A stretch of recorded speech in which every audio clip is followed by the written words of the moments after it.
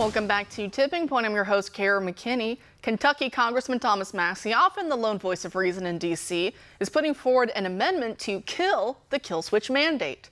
The mandate, going into effect around the year 2026, was signed into law by Joe Biden as part of the Infrastructure Investment and Jobs Act. It requires car manufacturers to include devices in all new vehicles that allow the vehicle to passively monitor how the driver is driving, and if it determines that the driver may be impaired, the car will either prevent or limit its ability to be operated. The device is meant to stop drunk drivers like the one who killed a family of 5 on the I-75 in Lexington, Kentucky, and a wrong-way crash back in January of 2019, for which this part of the law was named in honor of. Now I get how traumatizing these experiences are, because I've lost close family members to car accidents. I have loved ones who've narrowly survived severe car accidents caused by wrong-way drunk drivers. And I personally have been hit by a distracted wrong-way driver head-on. So I get it. But like with 9/11, COVID, and all the other crises that our government exploits, the solution isn't to give the government more power while enabling our fellow citizens to become worse and worse versions of themselves. Take, for example, the fact that our Soros-backed DAs refuse to lock up anyone, and so our stores have items locked behind glass, new security gates are added inside before you can leave, and security guards are everywhere. So we've become the ones locked up because we refuse to lock up the criminals. Same thing here with drunks and other bad people. We're being punished now for their crimes. What we need is a culture that doesn't push people incessantly to give in to their worst vices and to do whatever they want 24/7, even if that includes drinking and getting behind the wheel. Our culture is way too permissive on that, and it doesn't take DUIs as seriously as it should.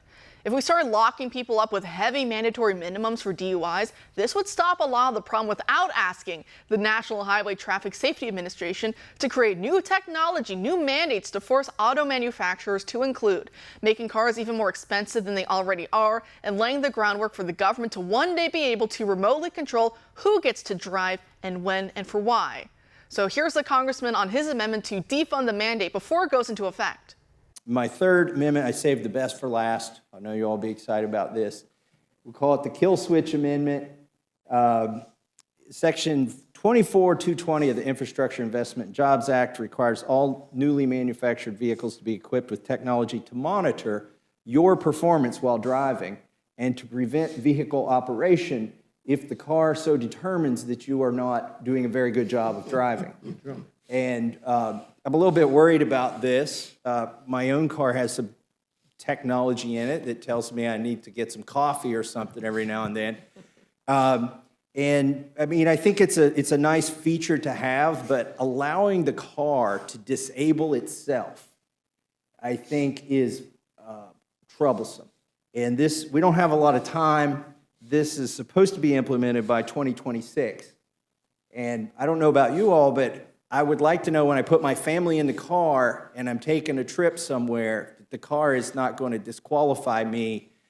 I mean, I'll trust a court, or and then states, 31 states already have like a breathalyzer technology that's already incorporated into their laws. Like if you are a known offender, a DUI offender, they can force these to be installed in your car to make sure that you're qualified to drive, at least from a blood alcohol content qualified to drive. Not everybody is, but we don't need this federally. We don't need it automated. I think there's privacy concerns. In order for this technology to work, you actually need to know where the car is to know if the driver's doing a good job on that particular road. And so this kill switch amendment would just defund implementation of section 24220 so that you can know your car's not going to shut you down in the middle of the road. And I thank you, urge consideration of these amendments by our committee, and I yield back. Joining us now to discuss is biostatistician Steve Malloy, the founder of junkscience.com. Steve, thanks for being here tonight. Hi, Kara. Thanks for having me. Great. So the big debunking I hear from the media against Congressman Massie is that law enforcement or other government officials will not be able to remotely power off someone's car. So because of that, they call us conspiracy theorists. But the problem with their own argument is that it forgets that we are literally laying the groundwork for that very possibility, right? Yeah, I don't think this has anything to do with drunk driving. I think this is technology that is moving us to the point where the government can turn off our car when it doesn't want us to drive.